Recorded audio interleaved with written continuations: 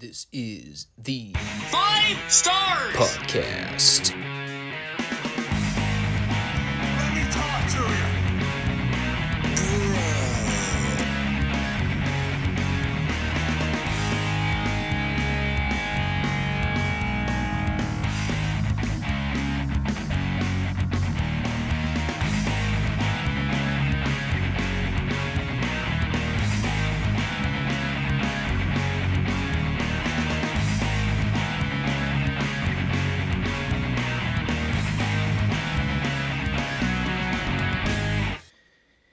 Man, she's coming down hard out there.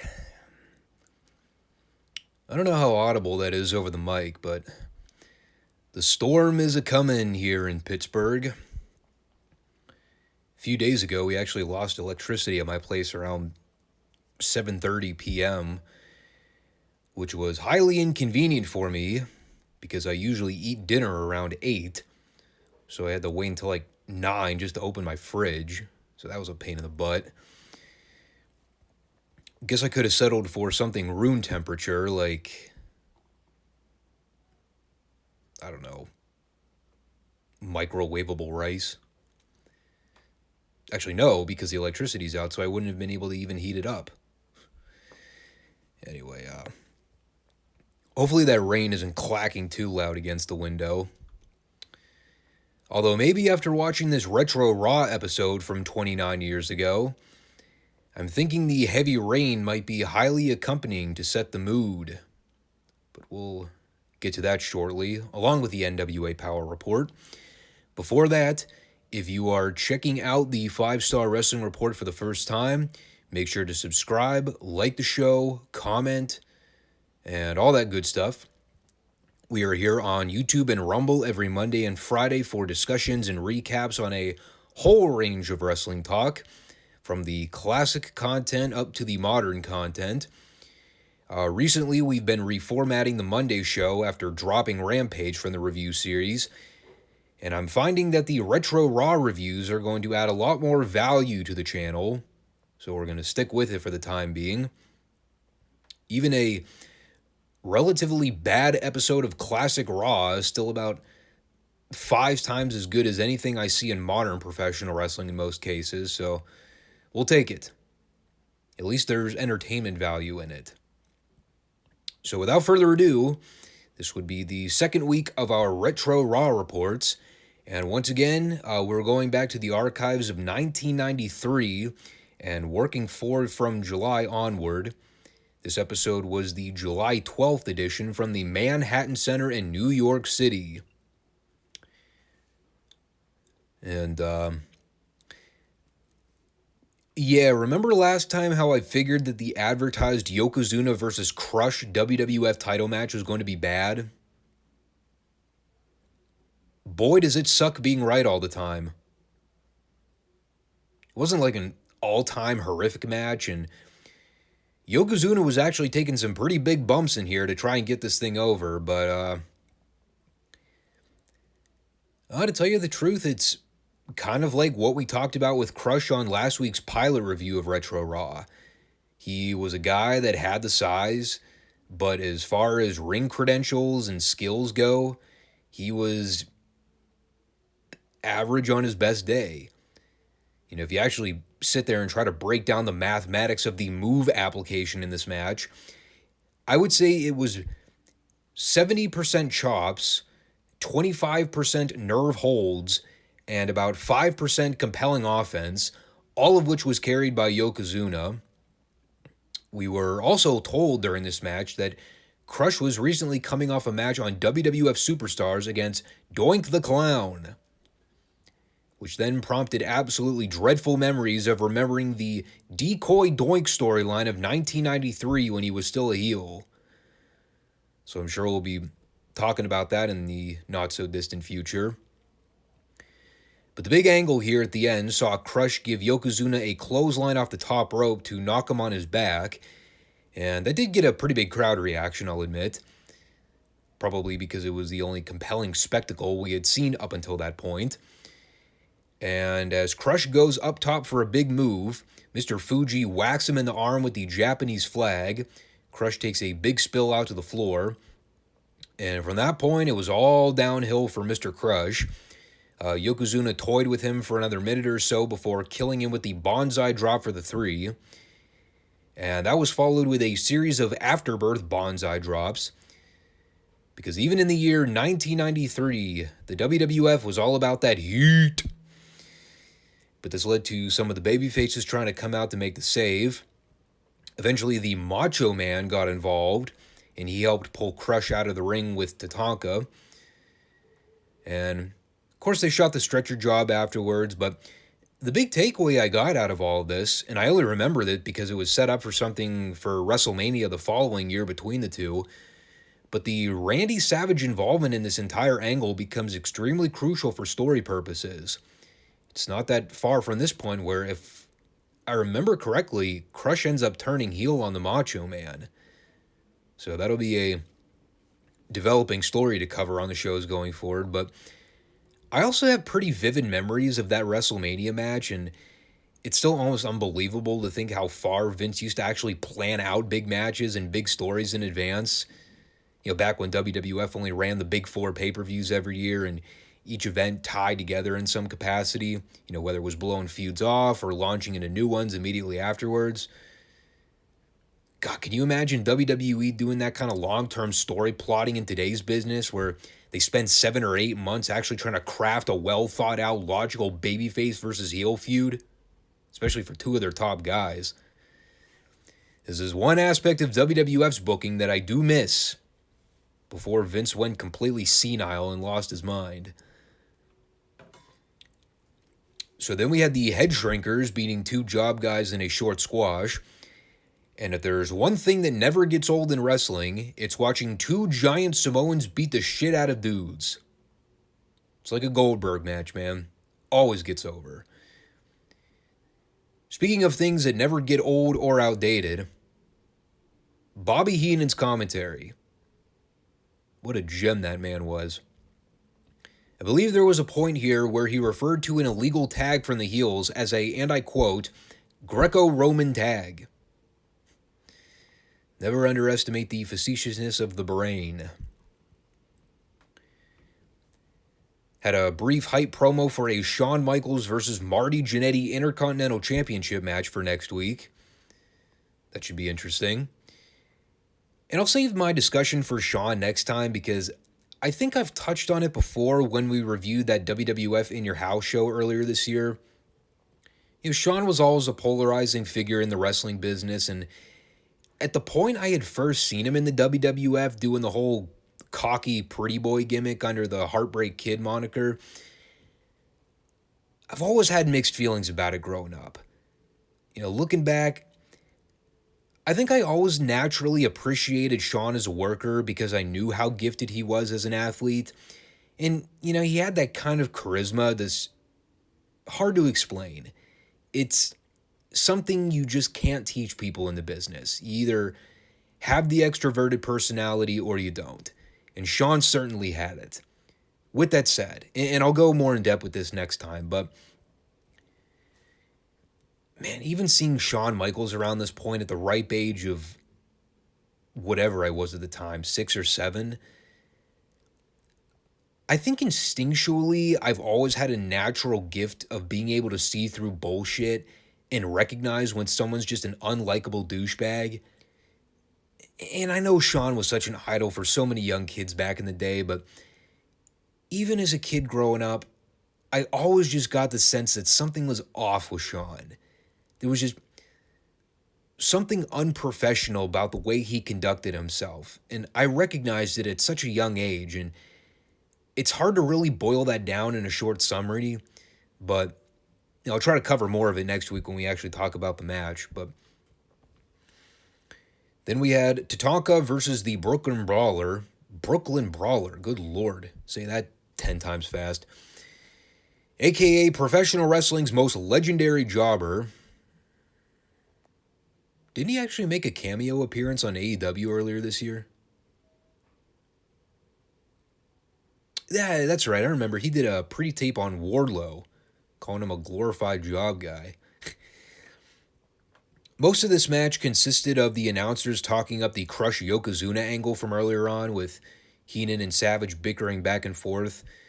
And there's even a point here where Vince outright apologizes for them ignoring the, and I quote, importance of this ongoing match, unquote.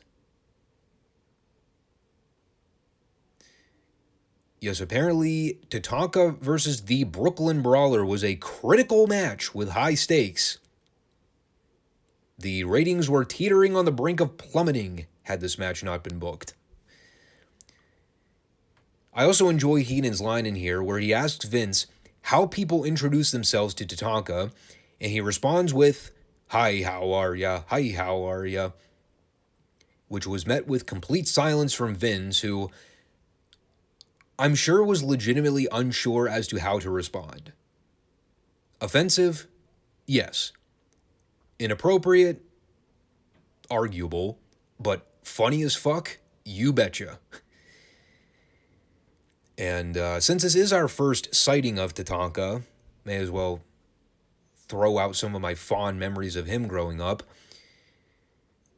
For what it's worth, I honestly never had much of an opinion on him one way or the other. I always got the sense that he came off too much like a Chief Jay Strongbow bootleg. And again, that's not to delineate Tatanka as a bad worker or anything, because I wouldn't say I ever hated his matches. But, you know, again, we talk so much about this being the cartoon era of the business where everyone was saddled with a gimmick. Everyone had some kind of wacky persona. And I've heard a lot of people over the years talking about how Tatanka could have been a main event guy had Vince not soured on his push. You know, we can talk about that whole situation once we get to the Ludwig Borga debacle in a couple months, because, I mean, that was pretty much the downfall of Tatanka from an in-ring standpoint. But even by this point in his career, you know, they were running with the undefeated streak. I think this was coming fresh off the feud with Shawn Michaels over the Intercontinental belt from WrestleMania 9 earlier in the year. Looking back, he probably should have just won the damn thing if they were just going to outright bury the poor fucker after the fact. Thanks for that one, Shawn. Sure he had a thing or two to do with not wanting to drop the strap. But do I think Tatanka should have ever been pushed as a main event attraction or even a world champion? No, probably not. Could they have elevated him more to a higher status on the card? Yeah, maybe. But even looking back through his run with the company from, what was it, like 92 to like 96 or 97 when he left the business for a period of time, aside from that one match with Shawn, that's probably the highest profile push he ever got in his entire career, am I right? Because pretty soon afterwards, they beat him for the first time on television, and after that, he really wasn't the same. He'd still be with the company for another couple years, but I mean, you could tell that whatever steam he had prior to that first defeat, I mean, that was pretty much done once they ended the streak. It's kind of a shame to think about, especially when we talk about missed opportunities. And I definitely understand the argument from a lot of longtime WWF fans that Tatanka could have been pushed as a top guy at one point. Again, debatable. Could they have pushed him into a top spot? Sure. But were there more qualified guys at the time that were better suited for that position? Yeah. I will give you this. He was certainly a better option to go with than Diesel. Of course, we'll get to that in due time. That was followed with a series of interviews outside the Manhattan Center from earlier in the day, where they were asking fans whether or not Lex Luger deserves a WWF title shot after slamming Yokozuna. And there was one kid in particular who cut a hell of a little promo. Kid had more charisma than 90% of the boys in the business today, and he looked no older than 10. By the way, while we're on the subject of SummerSlam 93, because there was also a segment where they were plugging another featured match later on in the night, figured now's a good time to bring it up.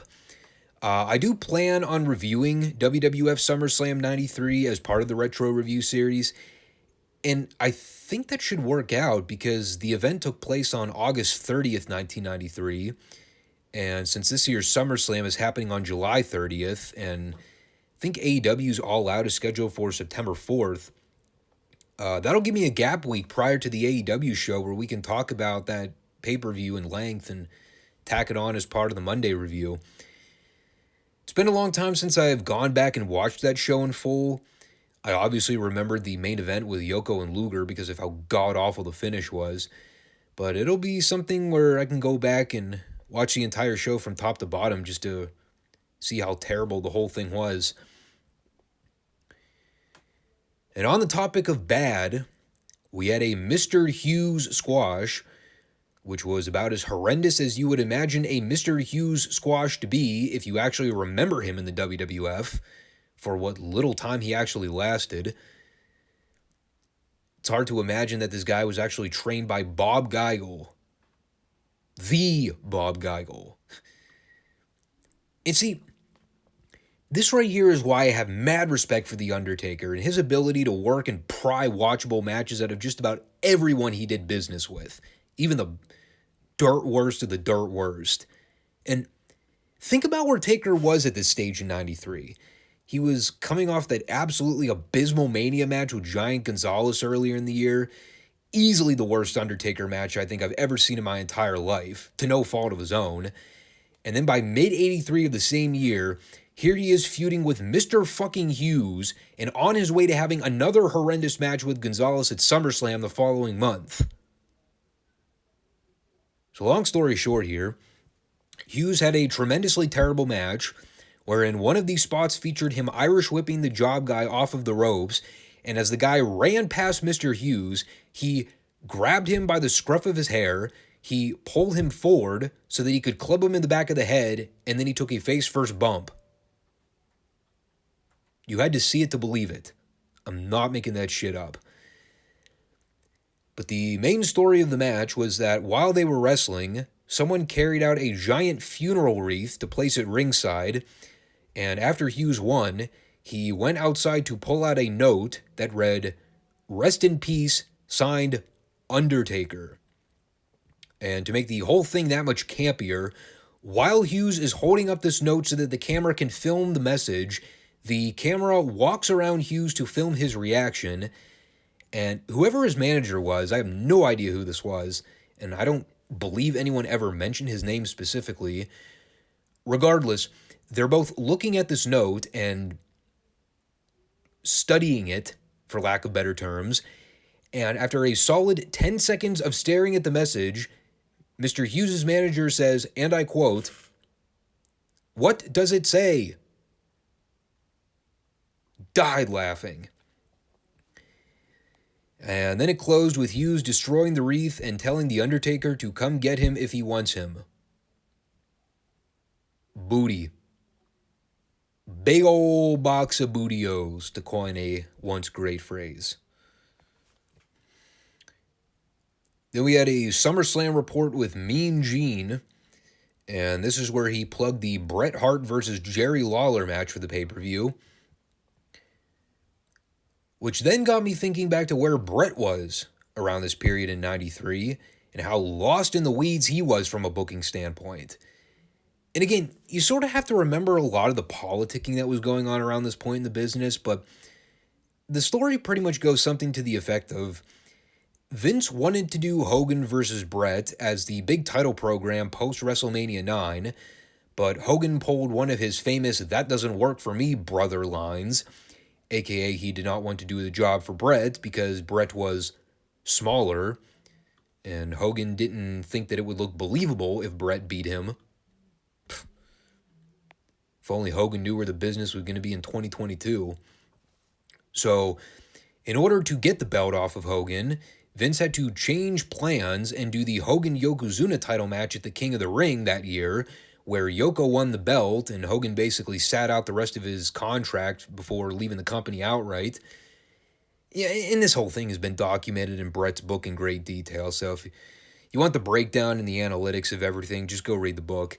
But getting back to the subject of where Bret was now in 93, here he is feuding with Jerry the King Lawler, which is a program that on the surface you would have thought would have worked well considering the talent level of both men. And we'll talk about it more once we get to the SummerSlam 93 recap, because I have vague memories of how that whole debacle went down.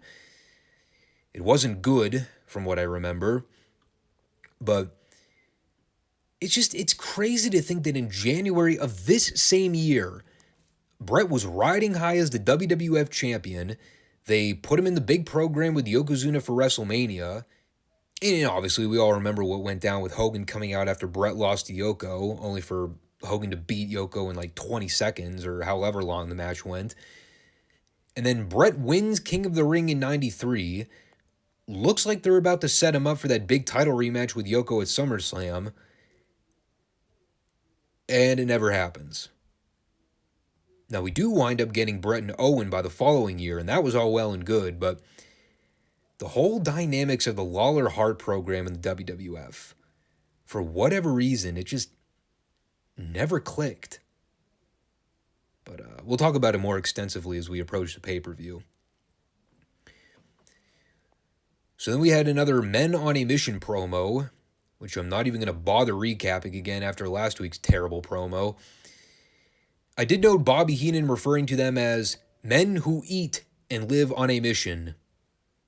And if there is one thing that I closely associated with Mabel, it was eating. Not to speak ill of the dead. And then we had an Atom Bomb squash, accompanied by Johnny Polo, who was probably the only highlight of the entire segment. It is still amazing to me to think that Johnny Polo, the wacky cartoon manager for Atom Bomb and at a later point, the Quebecers, that guy ended up becoming Raven in ECW. And even if I never thought all that highly of the Raven character, you gotta credit the guy for being able to work those polar opposite personalities effectively. He certainly had more talent than the guy he was trying to be a mouthpiece for in Atom Bomb, aka Brian Clark. Kind of already talked about this with Crush last week, but Clark was another one of those guys that was repackaged and re-gimmicked more times than one can count. And despite the fact that the guy had size, he really didn't have a whole lot going for him beyond that. Whether it was Atom Bomb or, oh God, what was his name in WCW? Wasn't it Wrath? Oh, God. I remember he ended up doing the whole Chronic thing with Crush, too, at the tail end of WCW, and yeah, that sunk like the Titanic pretty quickly. I mean, in a sense, I feel bad for the guy because you could tell they actually saw something in him back in the day, whether it was McMahon or Bischoff, but I mean, hindsight is 20/20. Fact of the matter is, he really just wasn't all that gifted. He didn't have it. Whatever it factor Vince or Eric may have seen in the guy. It's a sad truth. So that was the main event. And as we close out the show, what better way to go out than them zooming the camera on a fan with a sign that reads, Raw equals real awesome wrestling with awesome misspelled. Classic wrestling fans, man. They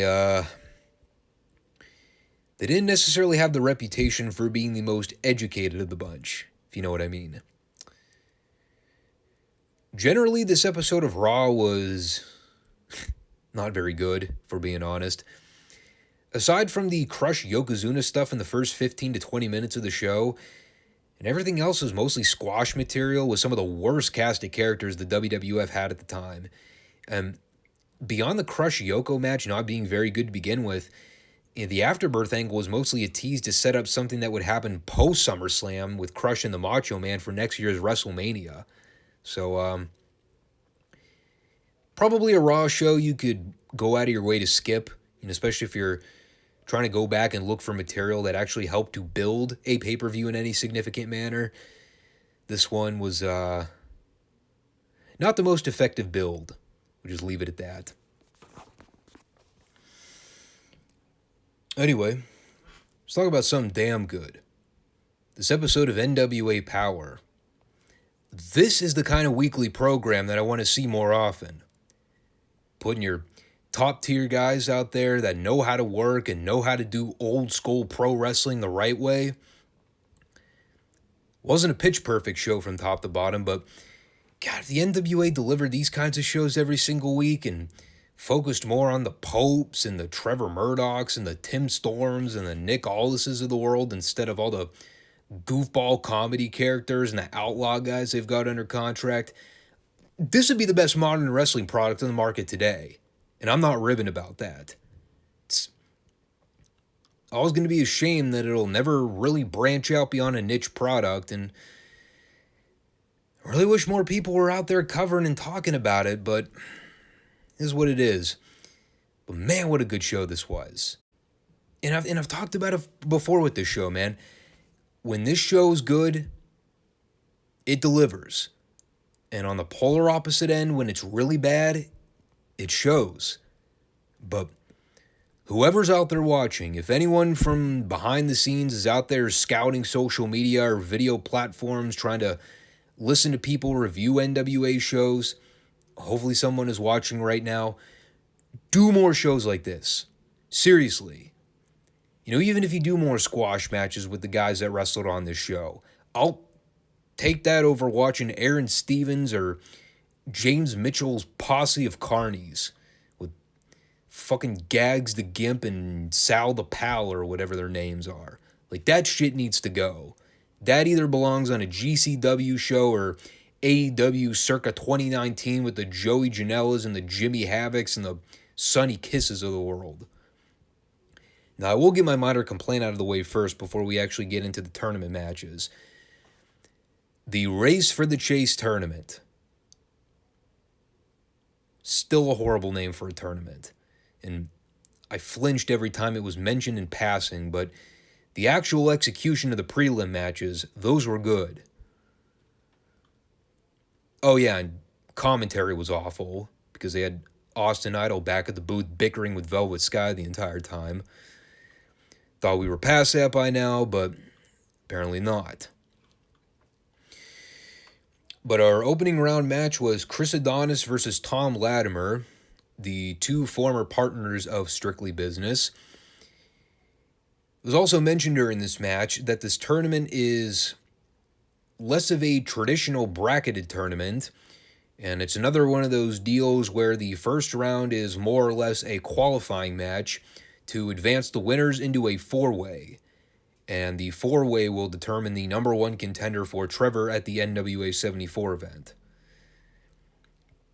Not sure what it is with wrestling companies doing these weird tournaments where the final round is a multi-man cluster.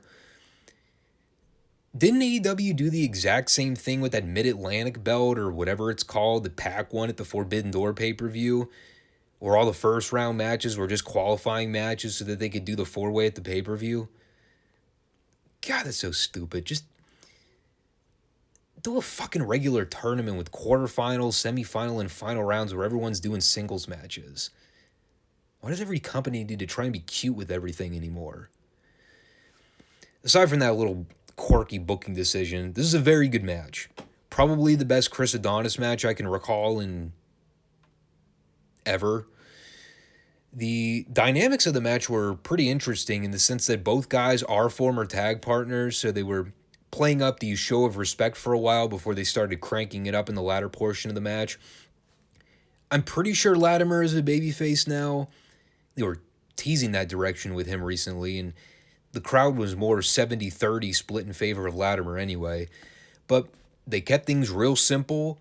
No one was doing corkscrew dives through rings of fire into shards of glass and rat traps.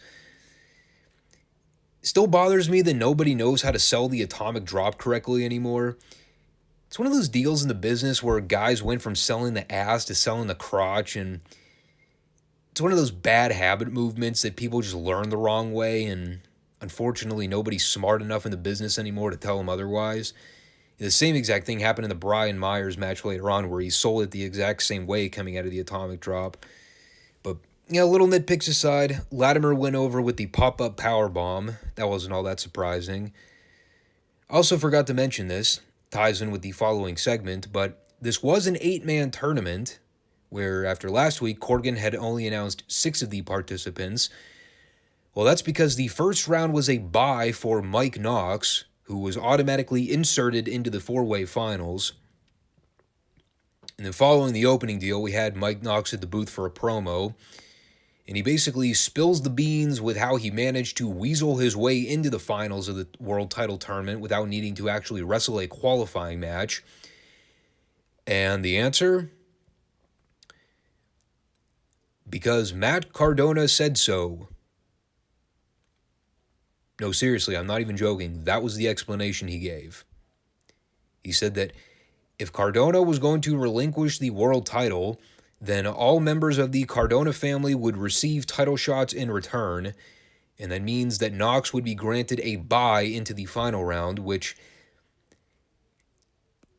I mean, technically, if you actually think about it for more than 2 seconds, this makes Mike Knox look like an idiot, because if the stipulation was all of the heels receive title shots if Cardona gives up the world title, technically Knox isn't getting a title shot.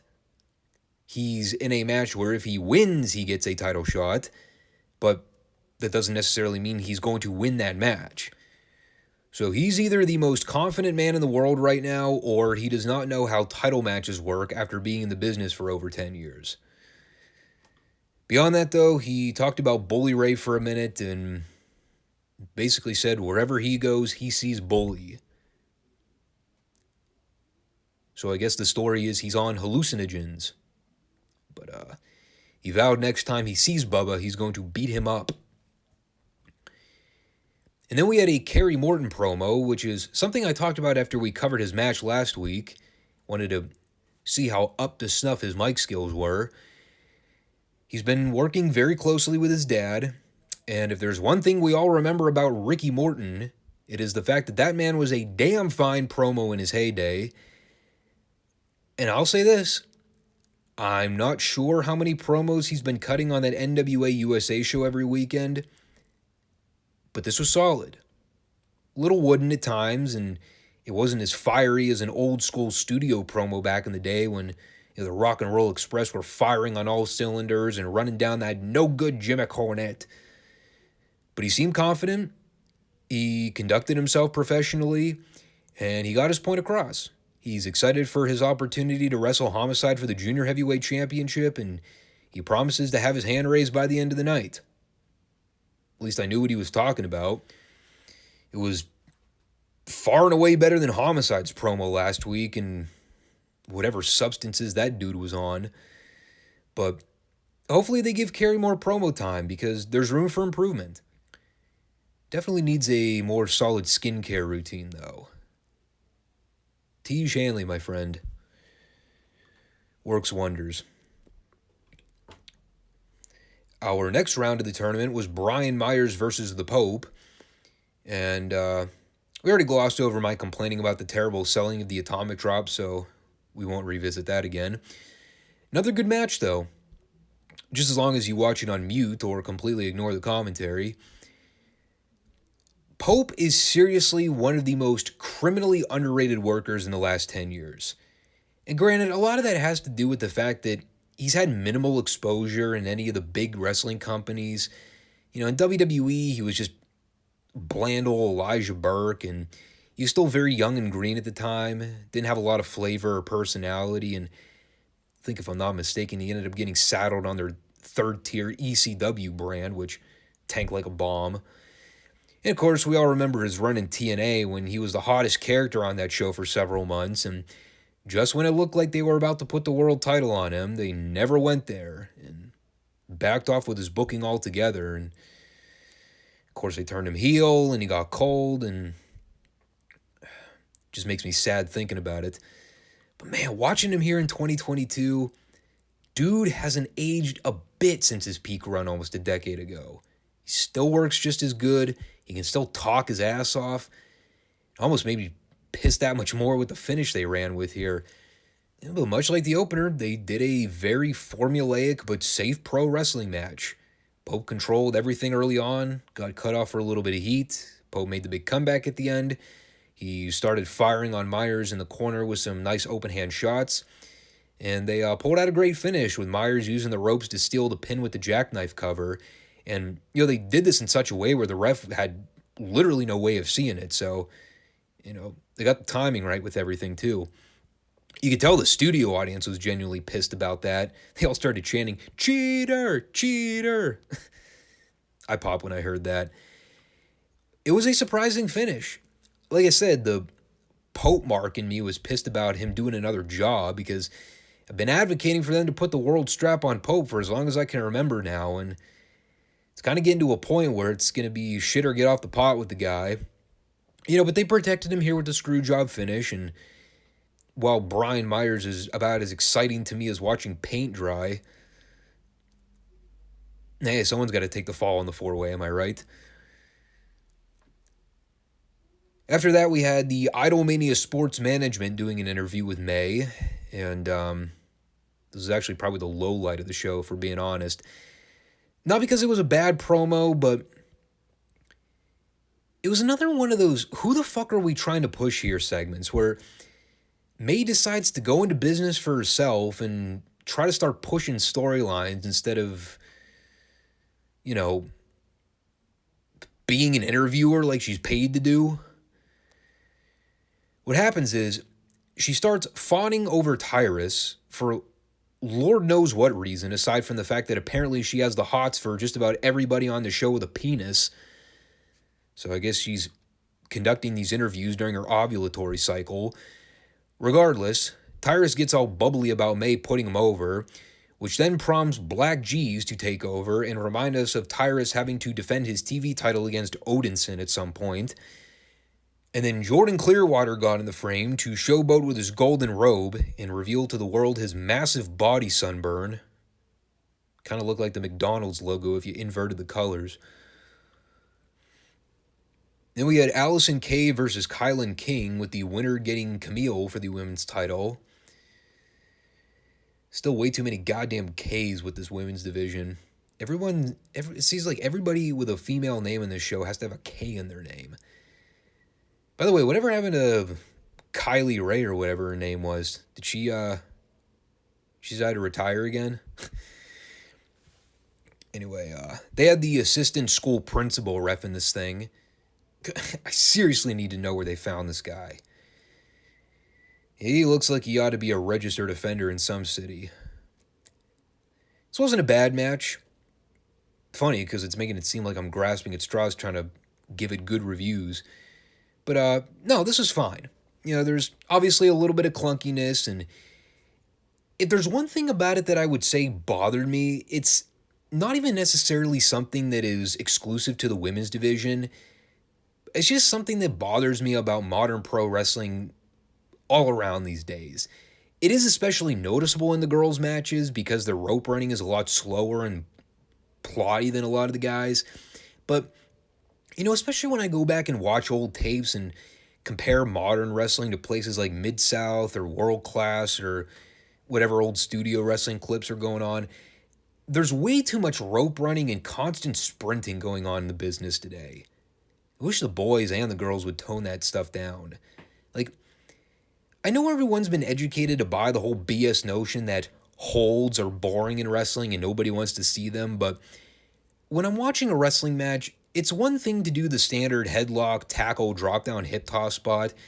It's one of the most universally known basic spots that everybody does in their early training.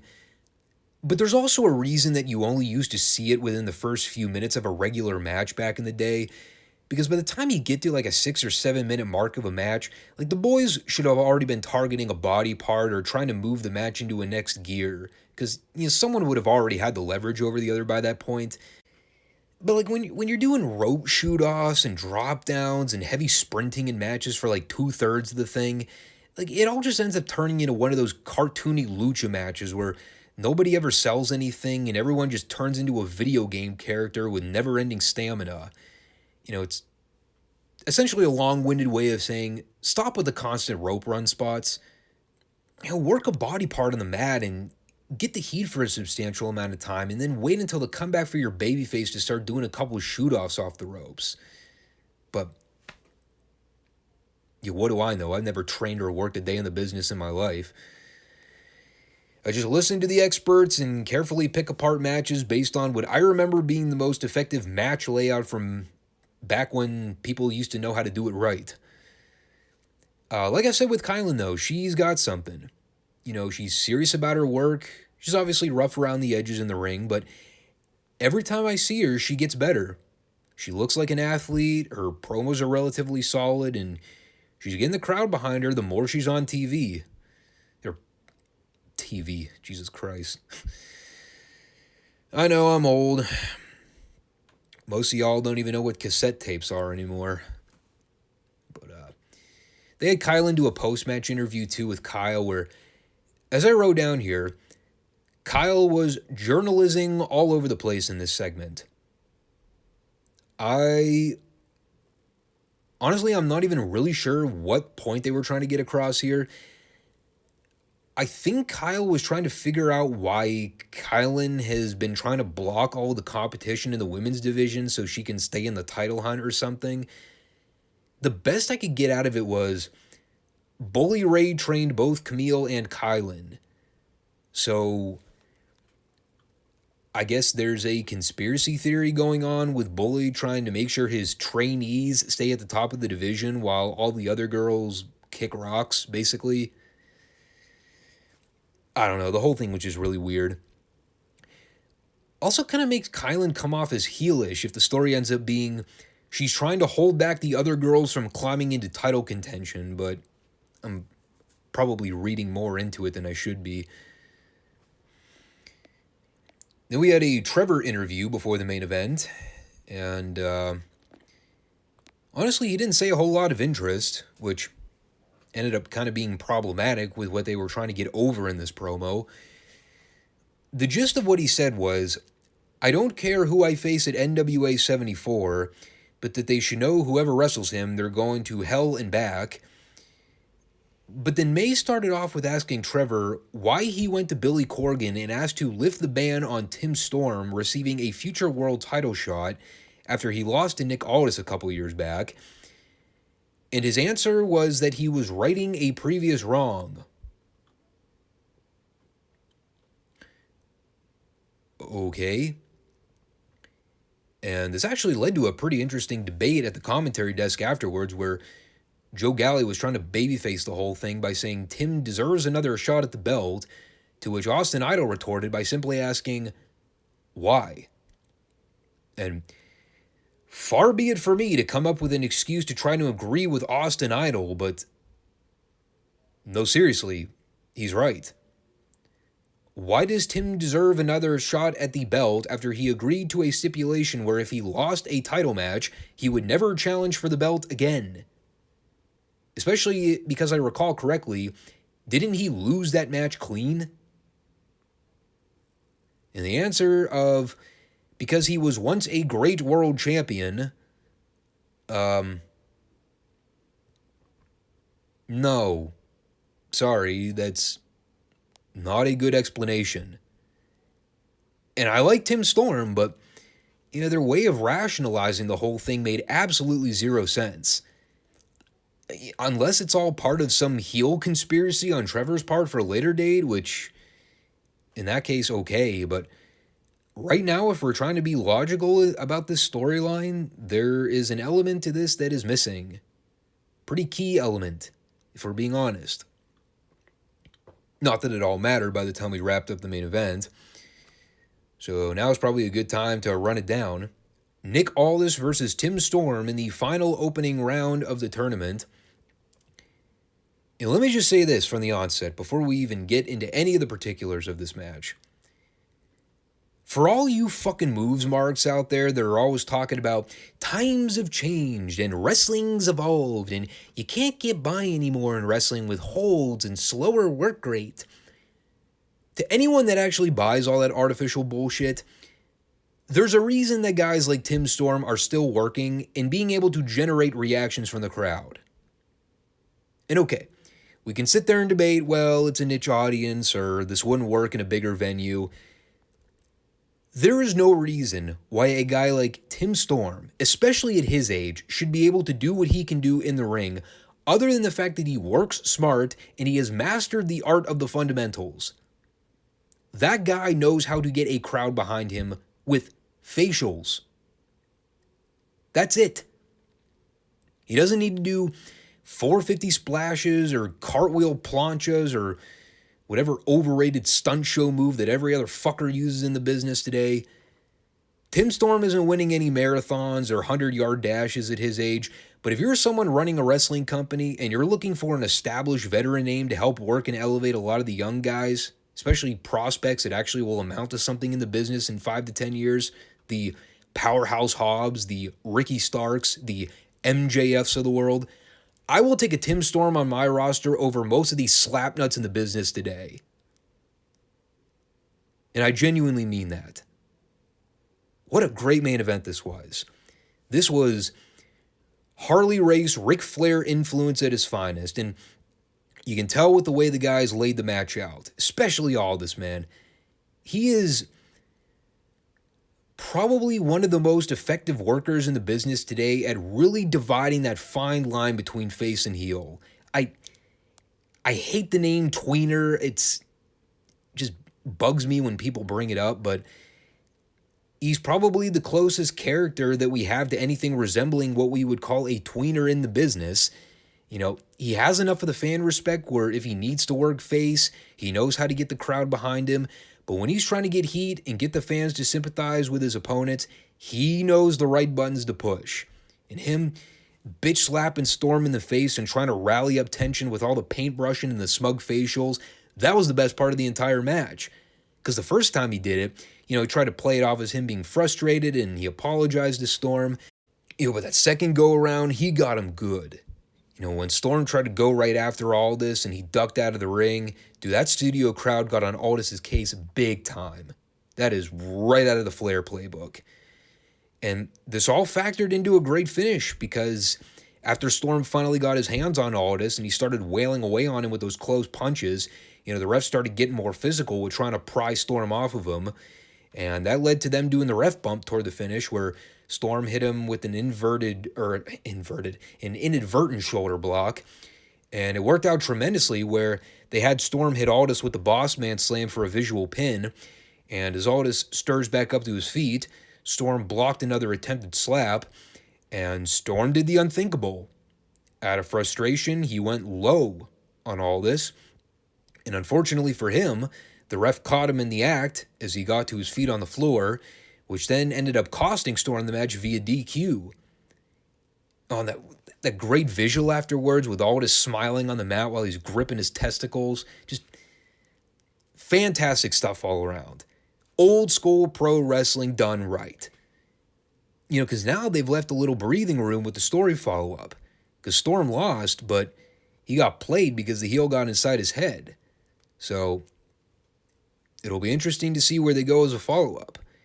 It's hard to judge where the outcome of that four-way will go because what do we got? We got Knox versus Latimer versus Myers versus Aldis.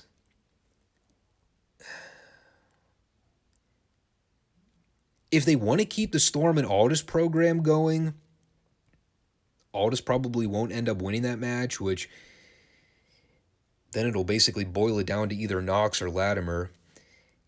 We've already seen Knox and Trevor in, that was a pretty lackluster world title program from what I remember, so this would probably be Latimer's match to win. And I'd be all for it.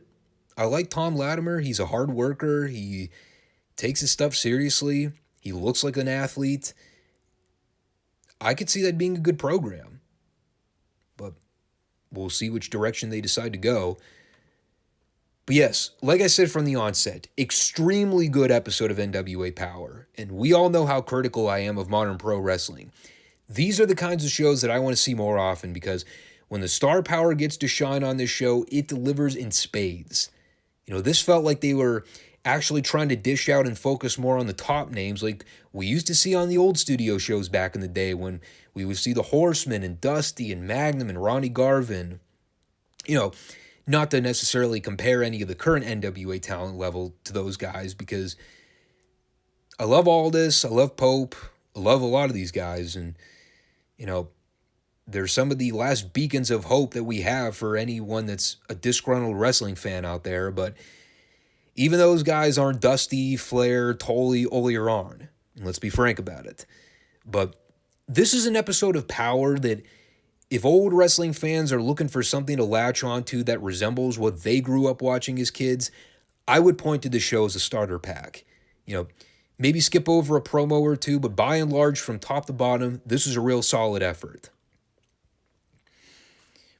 So, mixed bag of content for the weekend. Actually, in a rarity, the retro content was the weak link in comparison to the modern stuff. Of course, we're talking about WWF circa 1993, when the business was just downright horrendous in most cases. But as we wrap up the show, make sure that if you're stopping back each Monday and Friday for new content here on the FSWR channel, that you are subscribed. I know there are a lot of podcasts out there these days, but the good thing about this channel is that I try to keep things relative to an hour and a half at the most. Sometimes we go over if there's like a big pay-per-view, but generally I'm good at keeping things moving and staying within a reasonable time frame. So even if you got an hour to kill one day and you're looking for some controversial takes on wrestling, the FSWR channel is the way to go, especially when you're talking about AEW these days. But this Friday will be the regular show with the Dynamite Report, along with the NWA World Championship Wrestling and World Class reviews. On Monday next week, we will have the WWF Raw Retro Report and the NWA Powerrr Show.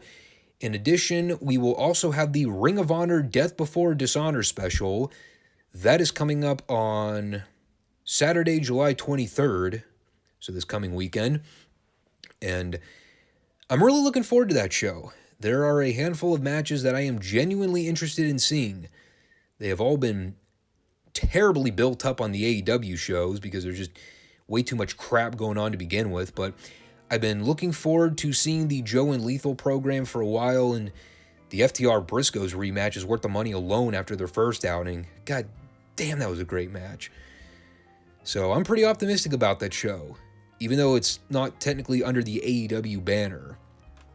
But we'll give that a go, and we'll hopefully get more update on the future of Ring of Honor, because that's still a big circulating question going on right now as to what Tony Khan's going to end up doing with it.